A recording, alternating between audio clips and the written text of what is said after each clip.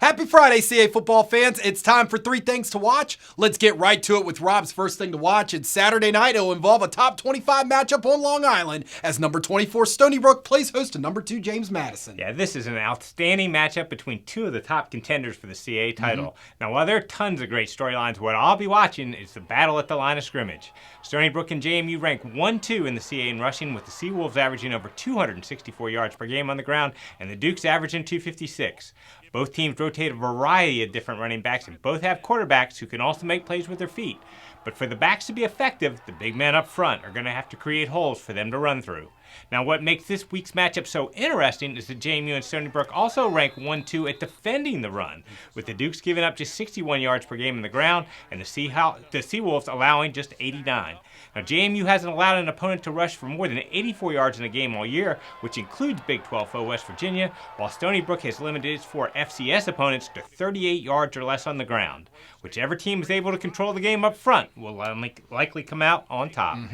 The second thing to watch for on Saturday will be in Williamsburg as Villanova brings their undefeated record to town to take on a William & Mary squad who has been very good at home this year. Yeah, Villanova is off to its best start in a decade at 5-0, but they have to travel to a William & Mary squad that's 2-0 at home this season and has won 4 of the past 6 meetings between the two teams. Now, what I'll be watching to see is if the Tribe defense can slow down that Wildcats' potent offensive attack. Villanova is averaging a league-best 40 points per game and hasn't been held under 33 points all year long. Quarterback Daniel Smith has accounted for an incredible 20 touchdowns, and Villanova features the leading rusher in FCS in Justin Covington, who has topped the 100-yard mark in all 5 games. And William & Mary's defense hasn't given up more than 17 points in its 2 home games this season, and they were also able to force 6 turnovers in those contests. The Tribe offense has been able to put points on the board, averaging 33 in their 3 games against FCS teams thus far, but can the defense hold up and do something that nobody really has been able to do to this point, and that's keep the Villanova offense in check. The third thing to watch for will be to see if these offenses across the league continue to thrive as we enter the month of October. Yeah, last season the CAA was known as a defensive league, with 7 teams ranked in the top 33 in the nation and fewest points allowed. But this year it's been the offenses stealing the show.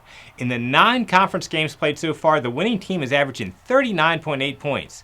New Hampshire's 27-24 victory over Rhode Island was the only game that the winner didn't score more than 30, and in 5 of the 9 contests the victor has put more than 40 points on the board.